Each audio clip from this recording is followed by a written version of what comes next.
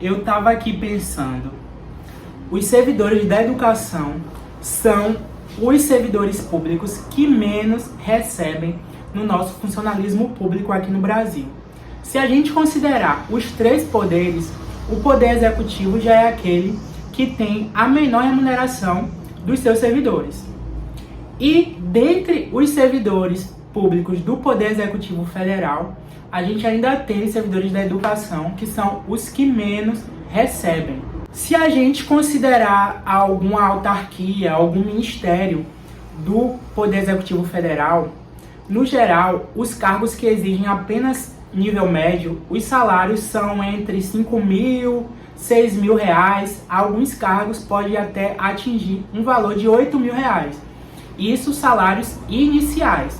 Sendo que na educação, um servidor com a exigência apenas do ensino médio e início de carreira vai receber um pouco mais de R$ 2.600 se ele tiver apenas o ensino médio. Já em relação ao nível superior, se a gente considerar outras autarquias ou até mesmo ministérios do Poder Executivo Federal, o salário inicial para um cargo que exige um nível superior vai ser aí a partir de 7 mil, 8 mil reais, podendo chegar até 10 mil, 11 mil reais. Isso em início de carreira, sendo que os servidores da educação, exceto os docentes, têm um salário inicial de apenas um pouco mais que 4 mil reais, considerando que esse servidor tenha apenas a graduação. E levando em consideração até mesmo os docentes, que a exigência mínima na maioria dos concursos é de doutorado, o salário inicial vai ser de apenas 10 mil reais, sendo que aquele docente levou aí mais de 10 anos estudando entre graduação, mestrado, doutorado, para ganhar esse valor inicial de 10 mil reais, sendo que tem outros órgãos, ministérios, autarquias do próprio governo federal, que tendo apenas o ensino superior, o valor inicial aí do salário pode ser aí de 10 mil reais, em comparação a um professor que para ganhar esse valor tem que ter já o doutorado. Então a gente fica assim numa sinuca de bico, né? Porque a educação, que é tão importante para o progresso de uma nação, não é nem um pouco valorizada no nosso país, nem mesmo pelo próprio governo, que não remunera bem os seus funcionários. Mas eu vou dar agora aqui a minha opinião pessoal, porque eu acho que os servidores da educação recebem tão pouco. Se a gente for considerar o Executivo Federal, a maior parte dos servidores vai estar na educação. Eu falo em relação aos servidores que trabalham em universidades e institutos federais. Quantas universidades, quantos institutos federais a gente tem aí pelo Brasil afora?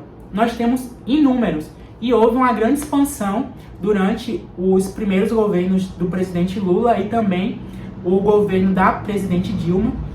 Então, o número de universidades e institutos federais aumentaram bastante e, com isso, também o número de servidores dessas instituições aumentaram demais. Então, eu acho que, no final das contas, os servidores da educação eles recebem tão pouco justamente pelo grande quantitativo de pessoas que a gente tem no quadro desses servidores. Então, só é um número gigantesco de servidores que a gente tem na educação. Então eu acho que talvez se o nosso salário fosse muito alto, como é em relação a outras autarquias, e eu vou citar aqui INSS, IBGE, várias agências reguladoras, como a Agência Nacional de Águas, a Agência Nacional de Petróleo, entre muitas outras, como também diversos ministérios e órgãos dos ministérios, onde o salário dos servidores são mais elevados em comparação com o salário dos servidores da educação. Esses outros órgãos, eles têm menos servidores do que os servidores da educação. Então, se a gente contar todas as universidades, todos os institutos federais, que o salário é o mesmo para todos esses servidores, a gente vai até entender por que o salário dos servidores é tão baixo assim. São os menos remunerados no serviço público. Mas, de qualquer forma, mesmo entendendo isso, eu acho também que falta um esforço, que falta um compromisso do governo com a educação, com os servidores da educação. Porque tem sim a possibilidade de a gente ser bem melhor remunerado do que a gente é atualmente. Por isso que agora, com esse novo governo, o governo Lula, onde a categoria trabalhista ela tem mais chance de diálogo, está tentando aí melhorias para a gente conseguir aí uma recomposição salarial, uma reestruturação da carreira. No dia 3 de outubro houve a primeira paralisação com esse intuito e com certeza vão ter outras paralisações para tentar aí chegar num acordo com o governo.